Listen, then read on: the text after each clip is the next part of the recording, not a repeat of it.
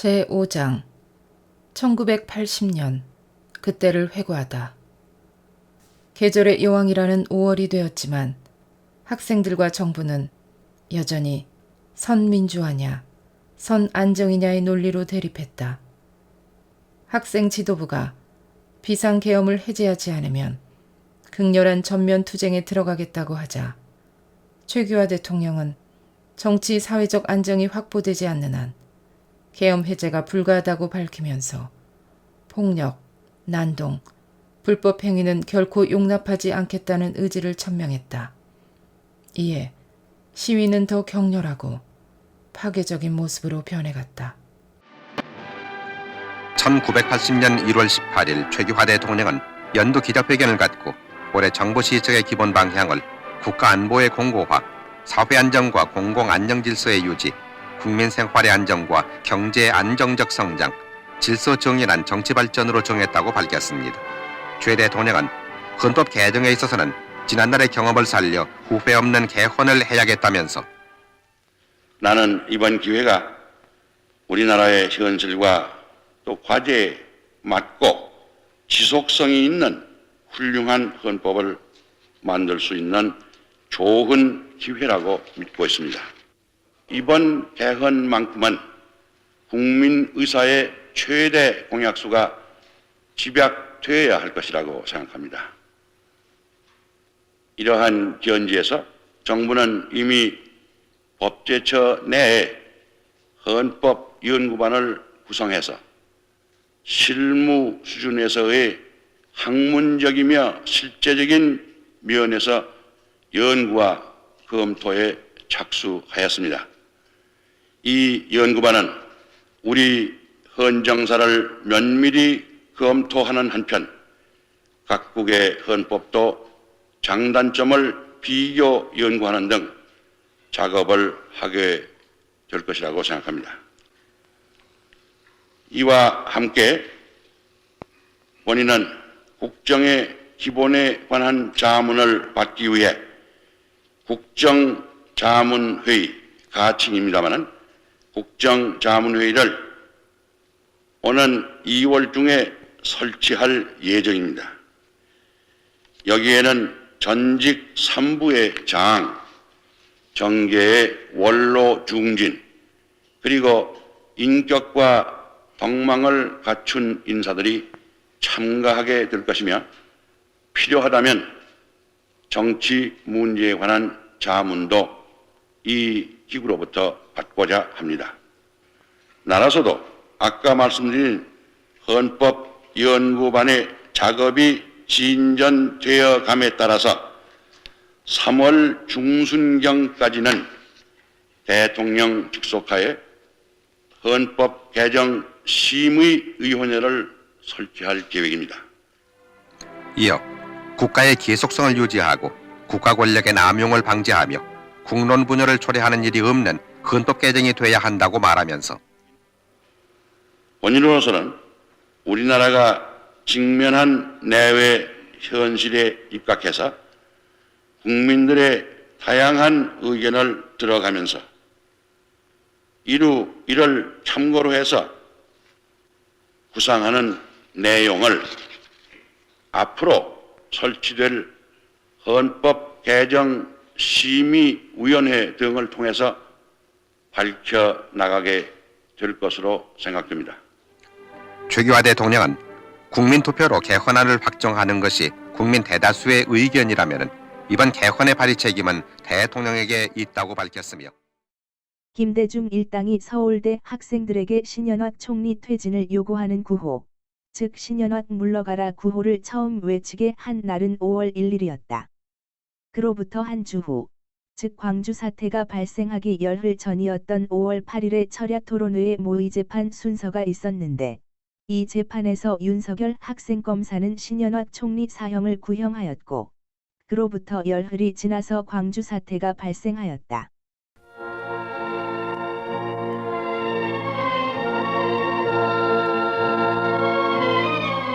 국토 분단의 현장 휴전선. 이 휴전선을 사이에 두고 우리는 침략의 무리와 이렇게 대치하고 있습니다. 6.25의 뼈저린 순환의 역사가 있기에 우리는 일각의 방심도 있을 수 없습니다. 그러나 우리는 지금 중대한 시련의 벼랑 위에 서 있습니다. 경제는 불황에 빠지고 따라서 실업자는 급증하고 노사 간의 분규, 학생들의 소요 등으로 사회는 안정을 잃고 있습니다. 교내에서 시위를 계속하던 학생들이 거리로 뛰쳐나왔습니다. 계엄하에서 더욱이 국가 원수가 외국 순방 중인 때의 말입니다. 학원의 자율화를 허용하고 면학 분위기 조성에 최선을 다해온 정부 당국의 호소에도 불구하고 날이 갈수록 데모는 과열해지고 급기야 이렇게 거리로 나와 혼란을 빚고 있습니다.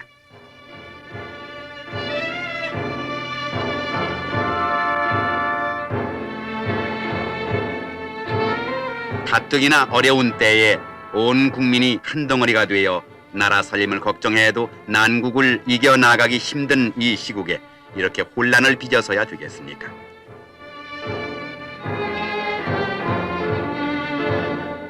혼란을 막으려는 경찰에게 돌을 던지고 심지어 차를 굴려 사람을 상하게까지 하면서 어떻게 하자는 겁니까? 예정을 앞당겨 귀국한 최규하 대통령은 나라의 안전을 위해 5월 18일 자정을 기해서 전국 일원의 비상계엄을 확대 선포하고 전국 대학에 휴교령을 내렸으며 내각을 개편했습니다. 그리고 계엄사령관은 18일 1시를 기해 포고령 제10호를 발표했습니다. 그런데도 광주에서는 이날 또 참으로 엄청난 사태가 벌어졌습니다. 학생들의 데모로 시작된 소요는 난동으로 변하고 급기야 인구 80만의 광주시는 치안 부재의 도시가 되었습니다. 명분으로 내세운 민주화나 정치 발전은 이렇게 해서 얻어지는 것은 아니지 않습니까? 아무리 그 주장이 옳다고 해도 추구하는 방법이 이치에 어긋난다면 그 주장의 정당성마저 그르치고 맙니다. 혼란은 적의 침공을 자초합니다. 내부의 혼란이 국력을 소모해서 끝내 멸망하고 만 월남의 최후에서 우리는 그것을 보지 않았습니까? 전쟁의 와중에서도 데모로 해가 뜨고 데모로 해가 지던 월남. 월남 사람들은 전쟁은 남의 나라 군대에 맡겨놓고 자유만을 외치다가 자멸하고 말았습니다.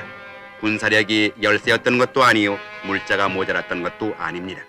월남의 군인들은 혼란만을 일삼는 국민들을 뒤에 두고 싸울 용기를 잃었기 때문입니다. 자유를 외치다가 그 자유마저 잃고만 월남 사람들. 공산치하의 학정에 못 이겨 탈출해 나왔지만은 그들의 설당은 이 지구상엔 없습니다. 그들은 이렇게 표류해가며 후회를 되풀이하지만 이미 때는 늦었습니다.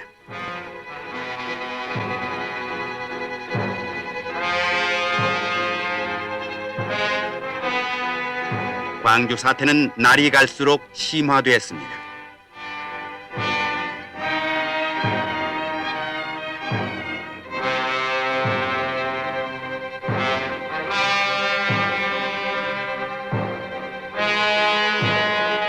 공공건물에 불을 지르고 무기고를 습격해서 무기를 탈취하고 방위산업체를 습격해 군장비를 탈취하고 불타는 건물이 누구의 재산이며 탈취한 무기와 장갑차는 누구와 싸울 무기입니까?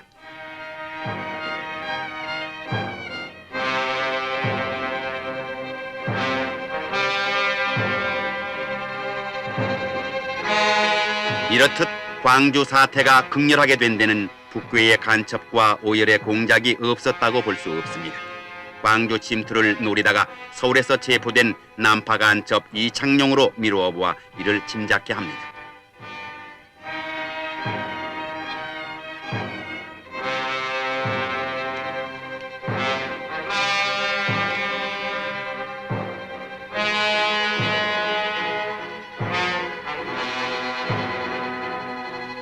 때는 왔다는 듯이 북괴는 정규 방송을 전면 중단하고 우리의 혼란을 선동하고 있습니다. 여기 평양 방송을 통해서 발악하는 선동 구호를 들어봅니다. 생명의 민주주의를 위한 남녀선 인민들과 청년 학생들이 정의의 애국적 주장을 적극 지지한다.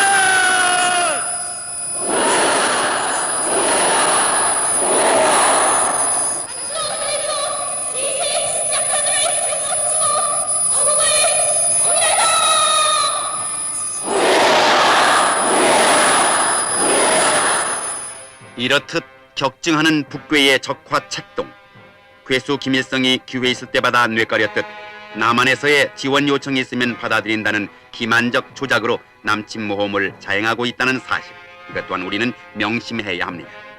우리 사회의 혼란, 이런 양상이야말로 북의 무리가 노리고 있는 통일 전략의 연출 무대, 바로 그것입니다.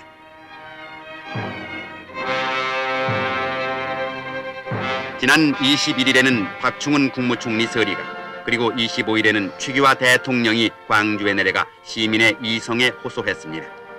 최 대통령은 담화를 통해서 다 같은 동포요 국민인 이상 얘기해서 해결할 수 없는 일이 없다고 말하고, 이런 상황의 계속은 국가 안위와 직결된다는 것을 깊이 생각하고 냉정과 이성을 되찾아 사태를 수습해 나가자고 호소한 것입니다. 정부 수립 후 혼란 속에서 불의의 침공을 받은 6.25. 사흘 만에 공산 침략의 무리에게 수도 서울을 내주고 우리는 피란길을 재촉해야 했습니다.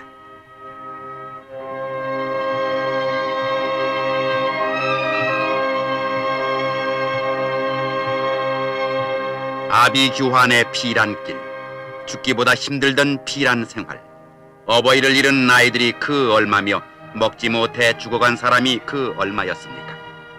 그동안에 공산 치하에서 학살당한 사람 또한 그 얼마나 많았습니까?